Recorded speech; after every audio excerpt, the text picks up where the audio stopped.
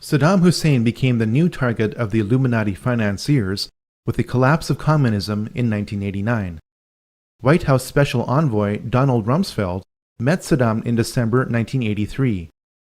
Rumsfeld gave Saddam the gas he used to kill thousands of his own people, but that didn't matter to the elite. What did matter was that Saddam was pumping too much oil to get rid of his foreign debt. This lowered oil prices by flooding the oil market, angering OPEC nations. It also lowered the value of the US dollar because it was the world's reserve currency and oil is traded in US dollars. Saddam was becoming independent and had to be stopped. US Ambassador to Iraq, April Glaspie, met Saddam in July 1990. When Saddam asked the ambassador what the American response would be if he were to invade Kuwait, the ambassador replied, "We have no opinion on the Arab-Arab conflicts, such as your dispute with Kuwait." Saddam bit on the bait and invaded Kuwait 1 month later. Operation Desert Storm followed in 5 months in January 1991. Saddam's army was destroyed in 5 weeks. While I was there, I saw the Iraqi soldiers come into the hospital with guns. They took the babies out of the incubators, and left the children to die on the cold floor.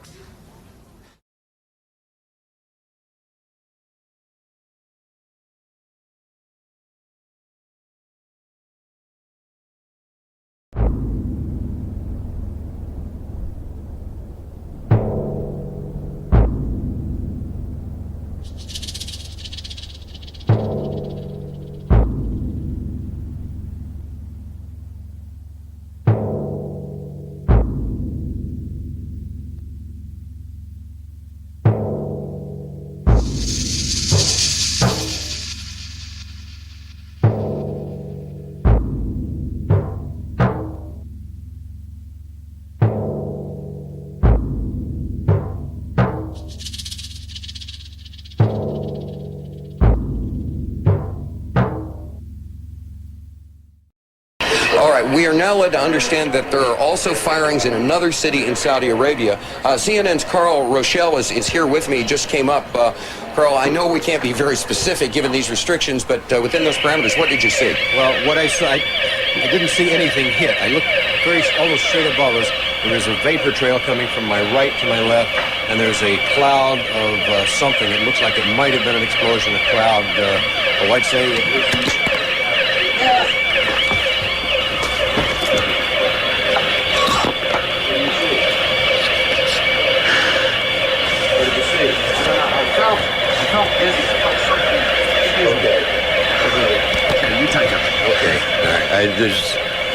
my apologies for that. He's putting on a gas mask. There hasn't been any gas dropped here that we could tell. You smell anything? No. You may smell some of the fumes from a missile exhaust going off.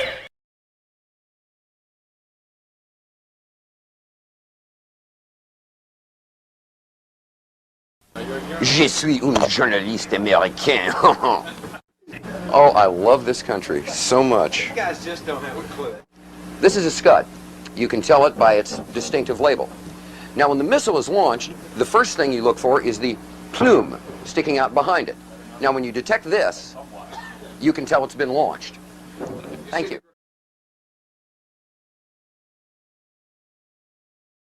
Have you sniffed any rocket fumes lately? You got a gas mask around, bud? Oh, I get it. Oh, I see. That's good. And yeah, I thought it was.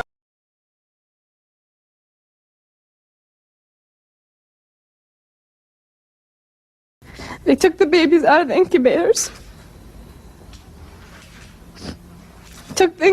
and left the children to die on the cold floor. And they had kids in incubators, and they were thrown out of the incubators so that Kuwait could be systematically dismantled. It's a proud day for America, and by God, we've kicked Vietnam syndrome once and for all. Thank you very, very much. Saddam's baited invasion meant that the nation of Iraq and its rich oil reserves could be held indefinitely as ransom by the globalists from 1991 onwards. But this was not enough for the elite. George Herbert Walker Bush, member of Bohemian Grove and Skull and Bones, whose father helped finance the Nazis, signaled the intention of the Illuminati.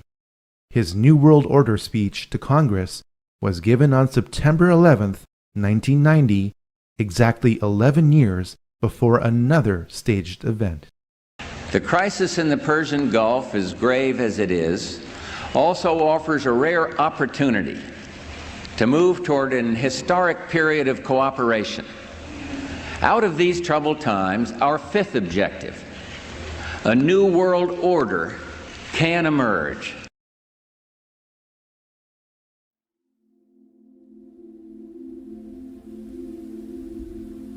People are still bewildered by what happened on September 11, 2001. This brief study cross-examines the mechanics, the men involved, and the motives for what happened on that day. Most people assume that Flight 93 was crashed by its passengers after they overtook the terrorists who controlled it. After all, it left a scar in the earth. Here's the problem. According to a USGS aerial survey, that scar existed in 1994 or earlier. At this point, we have two choices. We can choose to believe that a full-sized airliner being fought over can crash into topsoil in precise alignment with a pre-existing scar, leaving that scar relatively intact. We can also choose to believe that only part of the plane landed within that scar. The first option would violate the patterns of hundreds of airplane crashes over decades.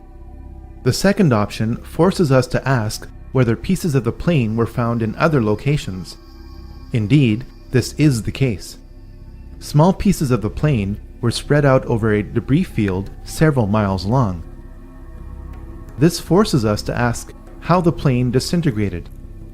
According to retired Colonel Don de Grand Pré, it was shot down by a member of the Air Force. We have since learned the probable name of the pilot who eliminated Flight 93. Lieutenant Colonel Rick Gibney was the only pilot in the United States Air Force to be given an award in secret for his actions on a special mission on 9/11. Most people assume that Flight 77 struck the Pentagon with no warning by a crack pilot. In recorded testimony before the 9/11 Commission, then Transportation Secretary Norman Mineta recalled what he witnessed in the Presidential Command Center below the White House. During the time that the airplane coming in to the Pentagon, there was a young man who would come in and say to the Vice President, the plane is 50 miles out, the plane is 30 miles out.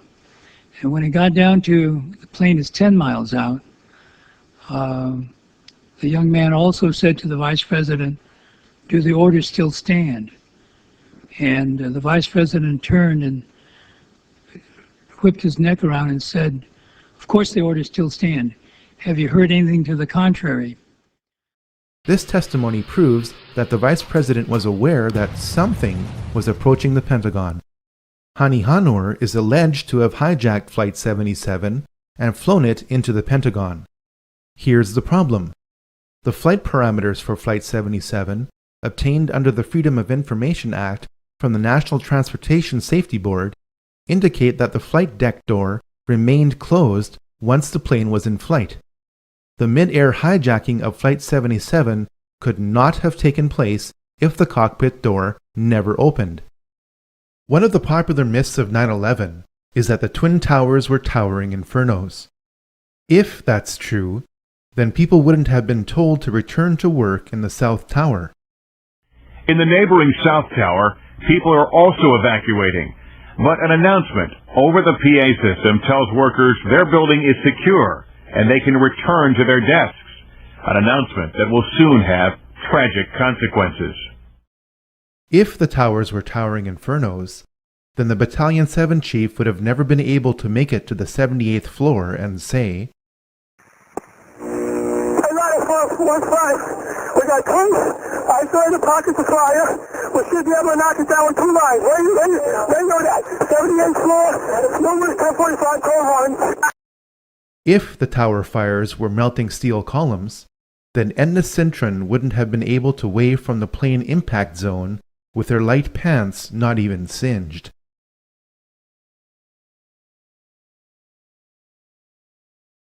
The collapse of Building 7 forces us to consider other possibilities for the collapse of the Twin Towers. Here's the problem.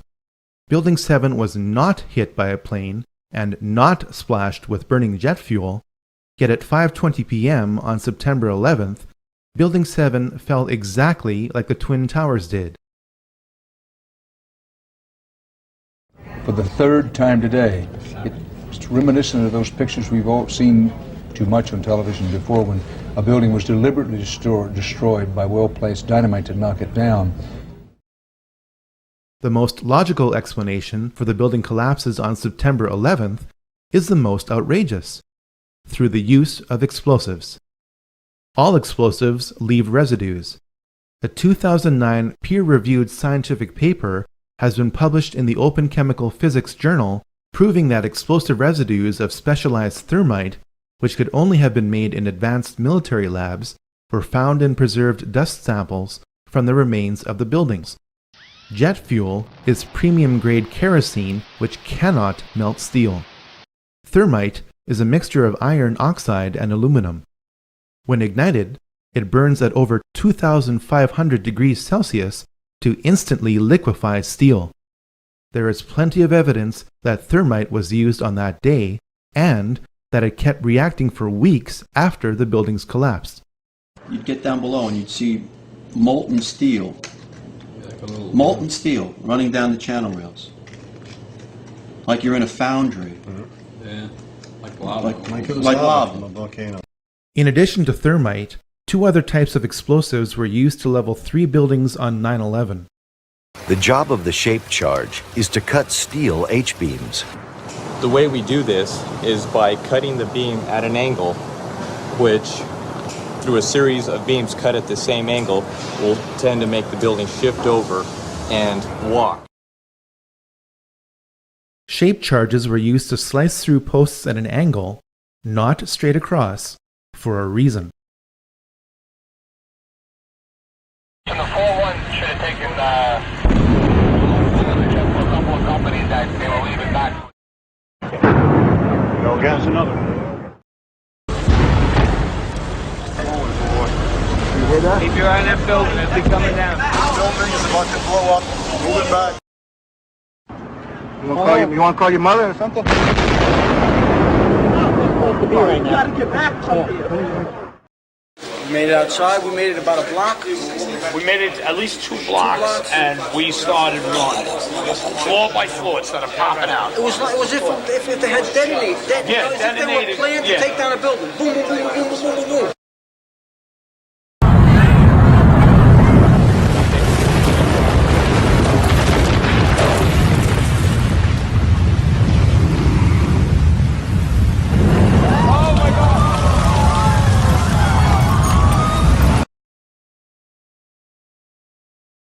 Based on the evidence, the final roll sequences after pre-weakening with thermite and shape charges was most likely done with nuclear explosives.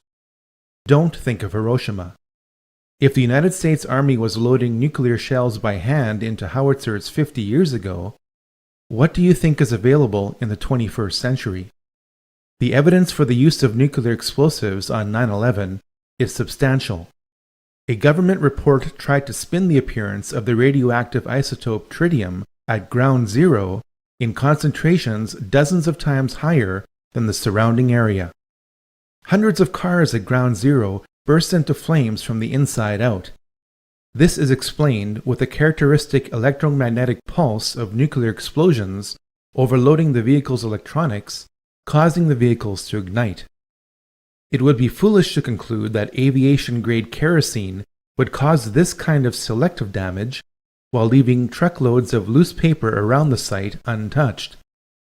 Toxic fumes produced by fires from the continuously reacting thermite and radiation from the final roll sequences explain why 7 out of 10 people with significant exposure to ground zero are dying from a host of illnesses. If explosives were used to destroy buildings on 9/11, they would have had to be placed in the buildings. This is made easier when there was an unprecedented power down in the World Trade Center complex for alleged electronic upgrades on the weekend before September 11, 2001. Is it just a coincidence that the president's brother, Marvin Bush, was on the board of directors for the firm providing security at the World Trade Center? Is it also a coincidence that the firm's contract with the World Trade Center ended on September 10, 2001?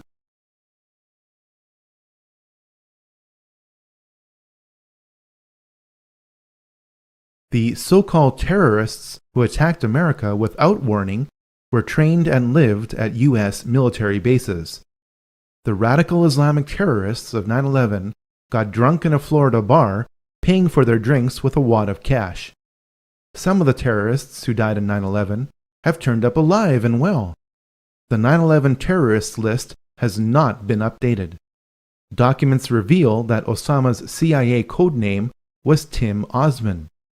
This leads us back to Zbigniew Brzezinski because he created the Mujahideen in the late 1970s, which were later renamed Al-Qaeda.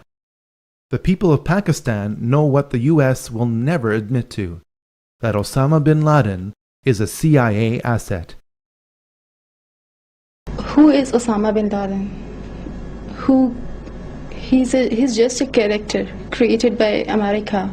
Well, actually, 98% of Pakistan would probably fall along the same line. They believe that Osama is basically a CIA agent who is working undercover to put a bad image of Islam. Really? That land over there is yours. You'll go back to it one day because your fight will prevail and you'll have your homes and your mosques back again because your cause is right and God is on your side.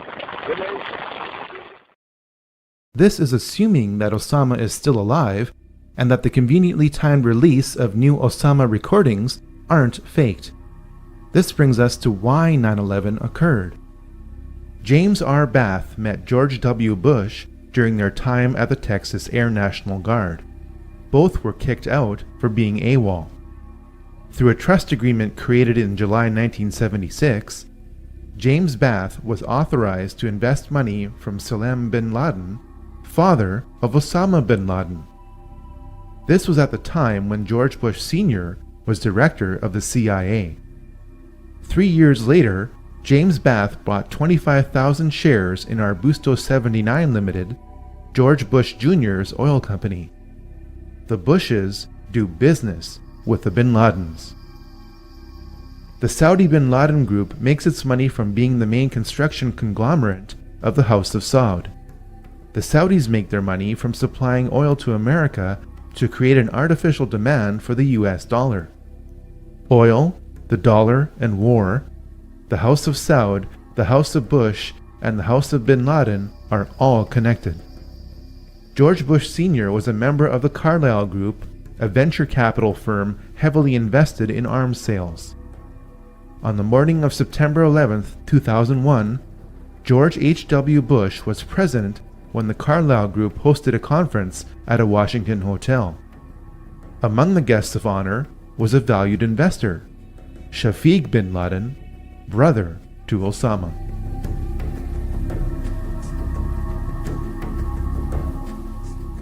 Operation Northwoods is the name of a top-secret report produced in 1962 by the highest-ranking military officer in the United States.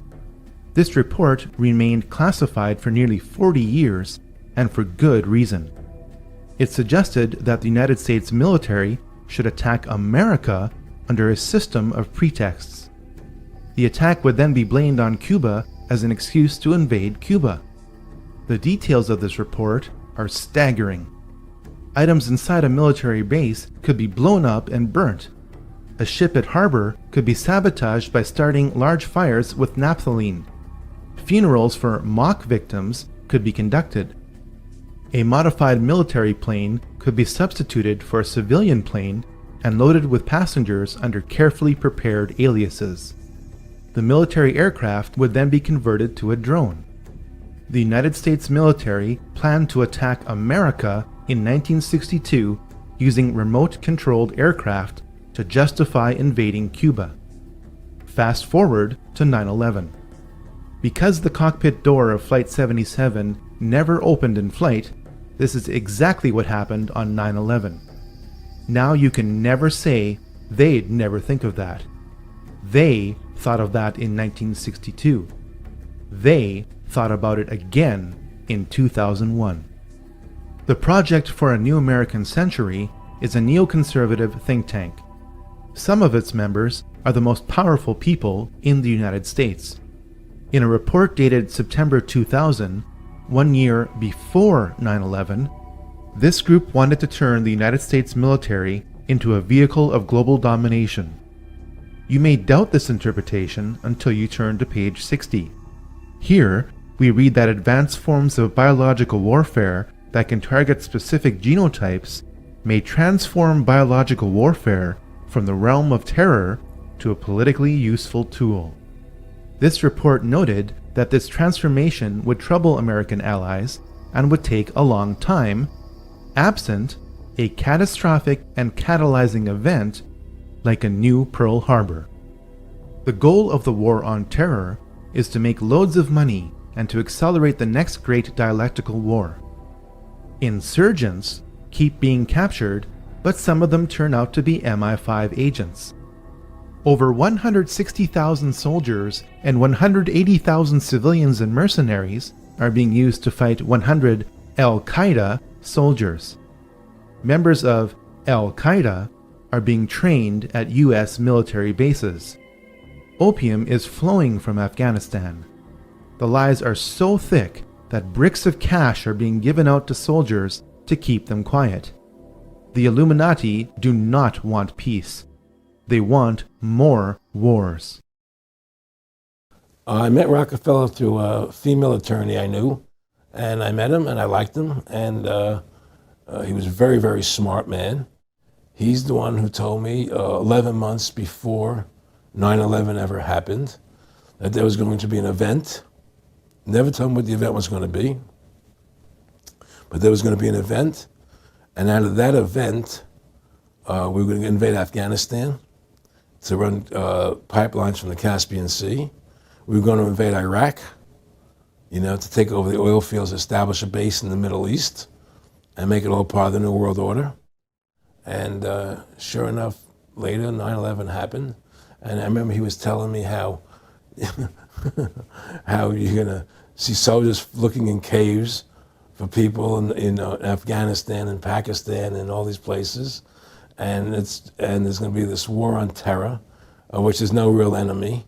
And the whole thing is a giant hoax, but it's a way for the government to take over the American people. And he said the end goal is to get everybody chipped, to control the whole society, to have the bankers, the elite people, the bankers and some governor controlling the world. In earlier times, it was easier to control 1 million people than physically to kill 1 million people. Today, it is infinitely easier to kill 1 million people than to control 1 million people. It is easier to kill than to control. He has proven to be an outstanding friend and somebody who I've learned an immense amount from, and for him to support me in this campaign and then be willing to come out here to Iowa is a testimony to his generosity. So if everybody could please give Dr. Brzezinski another round of applause.